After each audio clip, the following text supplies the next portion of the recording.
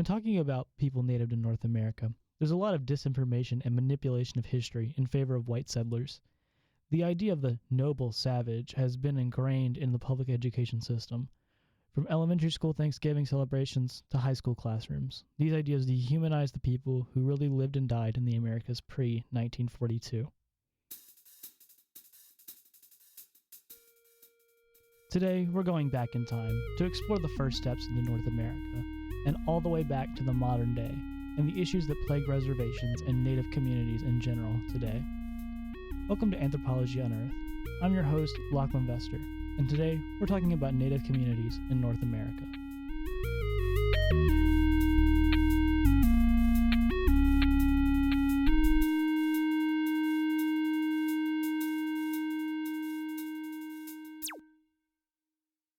Just a disclaimer before we get started here.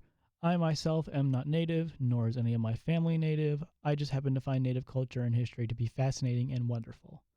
I also want to mention that there will not be as many jokes on this episode due to the somber tone required when talking about the attempted ethnic cleansing of an entire population of people. And with that, let's get on with the episode.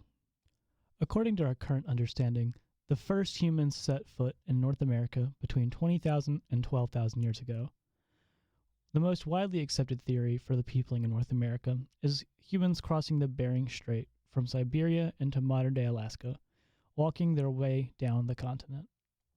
While this is the idea most common in grade school, some scholars argue that people may have been seafaring coast dwellers, using rafts to traverse the beaches of modern-day Canada, Washington, Oregon, and California. Okay, before we get any further into the story, I feel the need to explain who the Clovis cultures were. The Clovis cultures were a group of Paleolithic people who were known for their distinct Clovis points, which are rather large, uniquely shaped points, aka arrowheads. Clovis cultures are the oldest confirmed, note the confirmed there, cultures of hunter and gatherers in North America. With that aside out of the way, let's continue with our journey. With our current understanding of people venturing into the New World, all that we know is that we really don't know that much. All we have are ideas of what and where people would have come from, namely the Bering Strait. For those who may be unfamiliar, the Bering Strait is the area of water between the coast of modern-day Alaska and the far, far reaches of Siberia. What we do know is that people crossed the Bering Strait at some point to enter the Americas. While this may not have been the only way people made it to the New World, it is definitely one of the ways people made it to America. The way that people were able to cross such a large body of water was that, well, there was no water to be seen at the time. The area was almost completely frozen over, and or the global sea levels were so low at the time that there was no land abound for these travelers to make their way across the modern sea. Now, the theories of how this crossing translates to millions of people inhabiting North and South America are far and wide. However, we know that there was a mix of ways people came to different parts of the Americas. A more contested idea of how people may have made it to South America is through island hopping throughout the Polynesian islands and into the Americas in a seafaring manner. While this is not the most popular idea, it is one of the more interesting to me personally. The idea of people braving the Pacific Ocean in order to explore the world and expand their horizons is extremely enticing to me. We often forget that the people of the distant past are still human, just like us. In their lifetimes, they had the same curious spirit and need to explore that we feel today. Now, let's jump ahead a ways to around the year 0 AD. While an 18,000-year jump may be a little jarring, I just have to point out this specific site in Newark, Ohio. Not New Jersey. We are not going to New Jersey. That's probably the only joke you'll hear today. However, I cannot pass up making fun of New Jersey. Anyways, the Hopewell ceremonial earthworks are a magnificent representation of the skill and technological understanding of Native people of North America. Spanning several acres, these earthworks consist of several different works. The most impressive of the works, in my opinion, is the octagon earthworks. This site was built with the sun and moon in mind and lined up with solar and lunar events. This is kind of like Stonehenge, but like on steroids. Like this thing is huge. I I would request that you look it up and just look at a map. It is bananas. Despite the wonder that this site inspires within me, others didn't quite see it the same way. There was actually a golf course built on part of the works in the early 1910s. This is absolutely insane to me personally, but, hey, what do I know? I just run a podcast. The Hopewell works are hardly ever talked about in the public school systems, which is a shame as they are, as of 2023, a UNESCO World Heritage Site. Now, you're going to see this as a running theme throughout a large amount of what we talk about on this podcast, and that is the public school system absolutely failing people.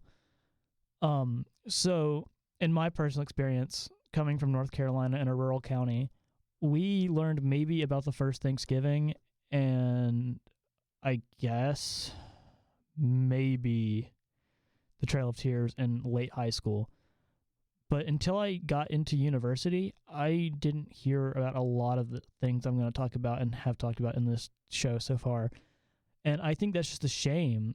And I think that it's really a disservice to everybody because Native people in North America have contributed so much culture and just love to the world that, doesn't get appreciated in a way that it should. Anyways, with that tangent over, the fact that these works were built at such a scale without the tools available to help those who built the pyramids at Giza or the ziggurats at Ur goes to show how ingenious the Hopewell people were. The lack of recognition that indigenous North Americans get for their genius, skill, and overall greatness is abhorrent. There is no reason that these people should be forgotten. Their contributions to global heritage is just as valid as those of the Romans, the Egyptians, and the Mesopotamians. And again, this is why I'm talking about this, because most people have never heard of the Hopewell ceremonial earthworks. And that is just a disservice to everyone who hasn't heard of them because they're awesome and you should check them out. Go to UNESCO's website or just the Hopewell ceremonial earthworks website and look it up after. It's, again, super duper cool. One of my favorite UNESCO World Heritage sites by far. That's part of the reason that I made this whole episode is because I just found it so fascinating and needed an excuse to talk about it and make people listen to me talk about it. Anyways, let's jump ahead once more to the far less distant past, the 1800s. By the early 1800s, there was a large amount of violence against Native people being propagated by settlers in the West, as well as in the eastern United States. While your high school probably covered the Trail of Tears, it probably did not cover the widespread, small-scale violence against Native people pre-Trail of Tears. Even with us landing in the 1800s, we're avoiding several genocides, including but not limited to King Philip's War, the Tuscarora War, and the Yamasee War. While these are known colloquially as wars, they're more of a slaughter of innocent people protecting their homelands from invaders. Now is the time where I have to introduce the number one villain of the story, the 7th President of the United States, Andrew Jackson. Jackson was convinced that he had the ultimate power to ethnically cleanse North America to create a nation of and for white people, minus the people kept as slaves by said white people. Remember, this is before the Civil War, the most talked about of these efforts being, of course, the Trail of Tears. In the Trail of Tears, the Jackson administration pushed to remove the 5 civilized tribes from the east coast of the United States.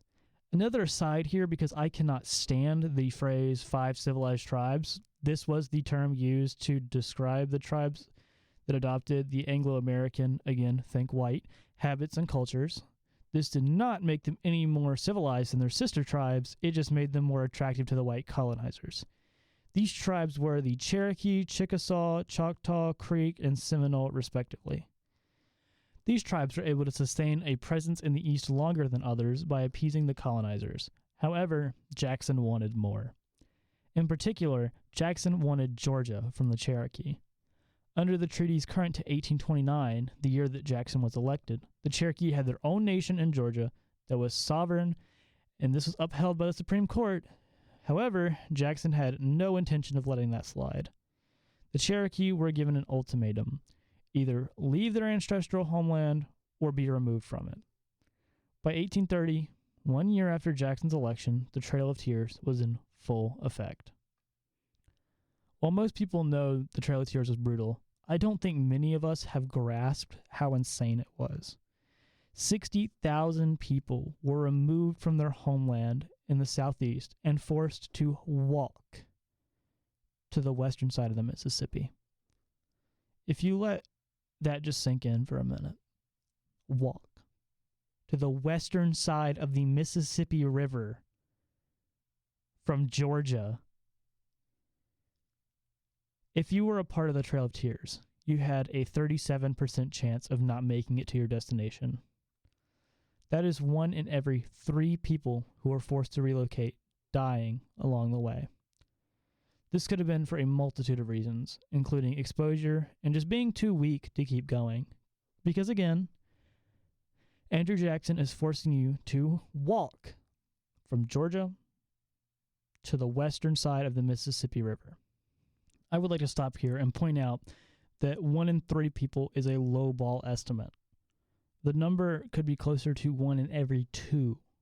That's the thing. The records were not kept. People perpetuating this genocide knew what they were doing and did everything in their power to cover it up. If you're not seeing a mirror to the modern day yet,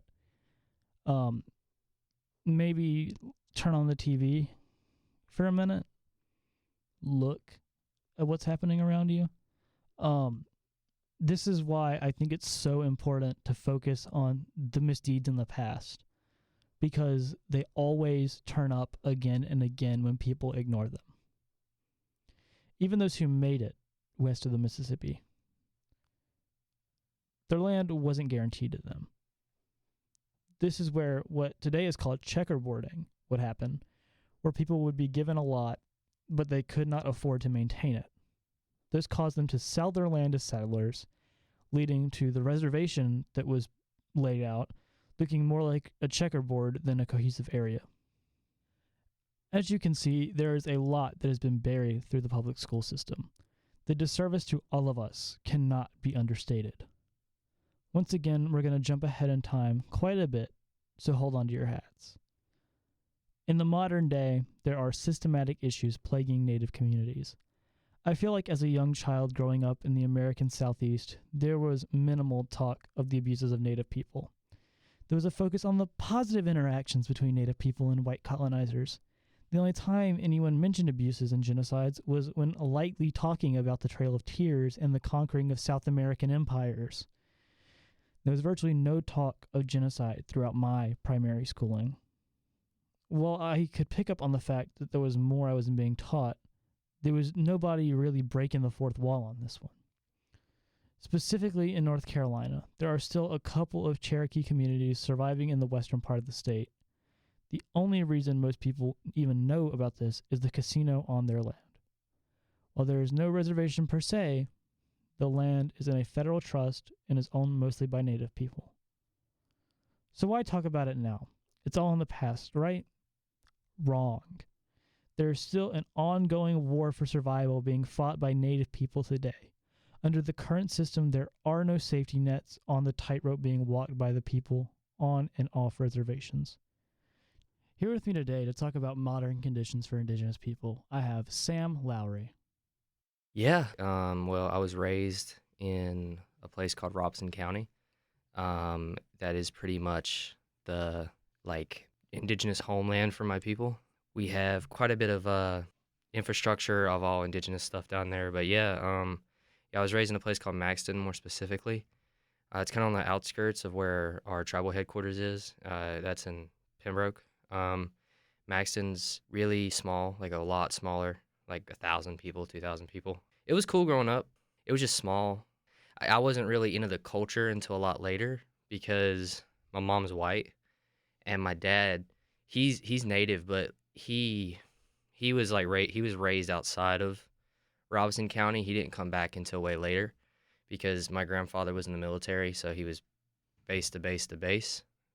Like I said, I got real big in the culture when I was 14, and then I started doing powwows. I was an Eastern war dancer, so basically that dance style first took hold up north so like the Northeast, so like you know, Rhode Island and then Massachusetts and all that, and then it sprinkled down into you know deeper parts of into the South, and yeah, so that's the style I dance. It's basically just a representation of what our warriors would look like, and yeah.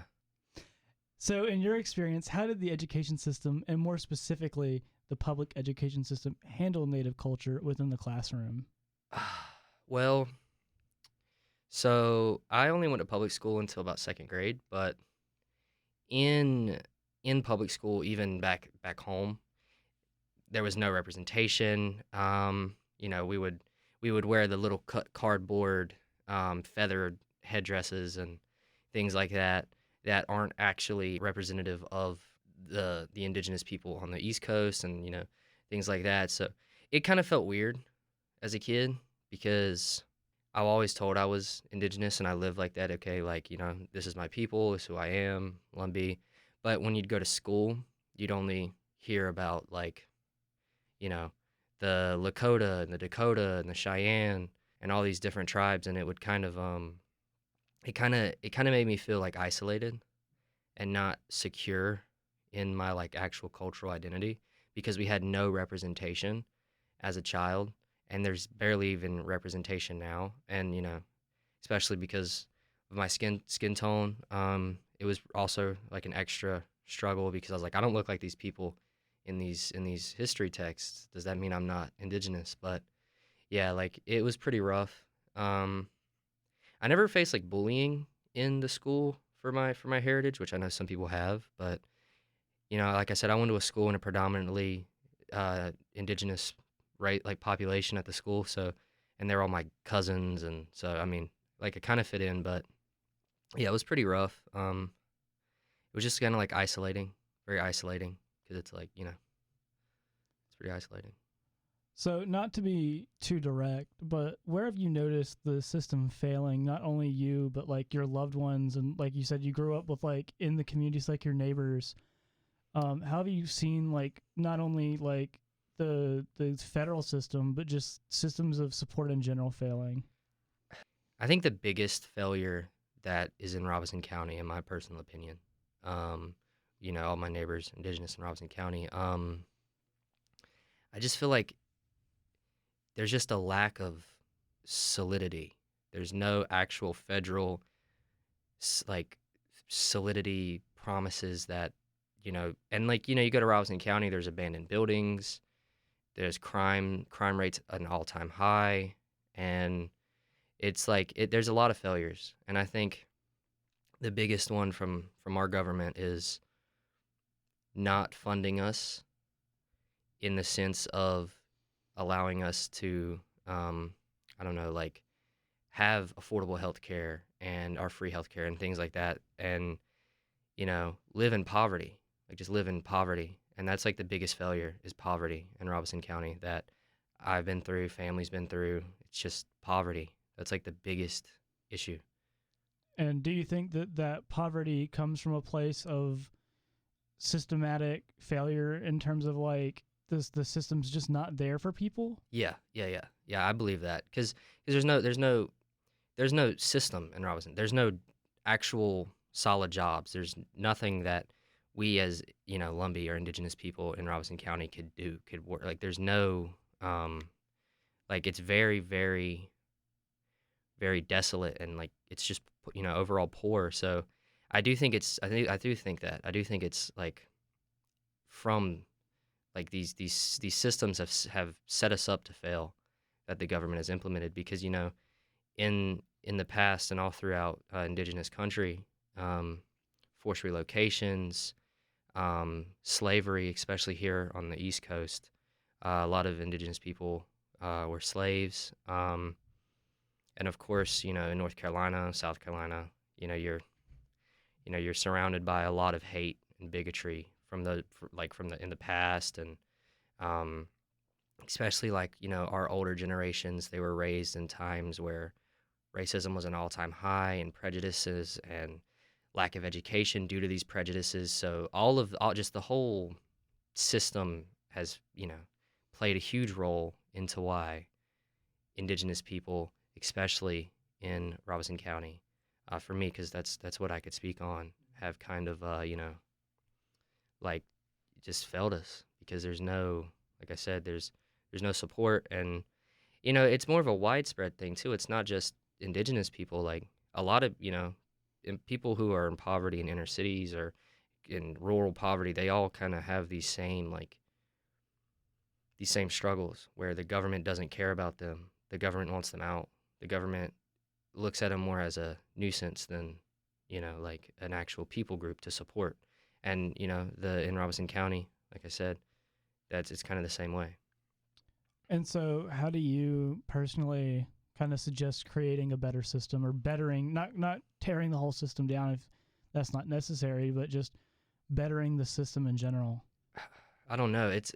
That's a tough one because It's kind of a loaded question. yeah, because that has a lot of like, for me, what I may want, it may not be what other people, Lumbee or indigenous people want in Robeson County for their own communities. But I don't know. I just feel like there needs to be more community based things. There needs to be more parks. There needs to be more things where the youth could actually be engaged and like, because if you don't have engagement, if you don't have these amenities, the youth are going to have to find a way to ease their boredom, and usually that's through not so good means. Right. So I feel like to ensure that our future generations' wealth and growth, there needs to be strong community implicated things. So better schoolings, more amenities. And I think for the older generation, see, it's tricky because it's like, I think I don't really know like what could truly fix those things, because it has such a long line Right. of there's been such a long continuous line of just neglection, abuse, and violence, and racism, and all these horrible things that have happened to indigenous people, where it's kind of difficult, where like I can't personally think of like what could the true root of like the true fix for it, because we it's just been such a long, like I said, chain of just Mhm. violence. And so, as I've been mulling over a lot of the abuse and hate as I've been writing this and researching, I feel like a good starting point personally, and I kind of want your input on this, is just better education coming from the government and like the public school system, because I was never taught about like we maybe touched the Trail of Tears, Yeah. but like I said earlier in the podcast, we never addressed any small scale widespread violence that was going on, or like individual violence, because the people who were committing that violence didn't want people to know about it because they knew it was wrong. Yeah. Yeah.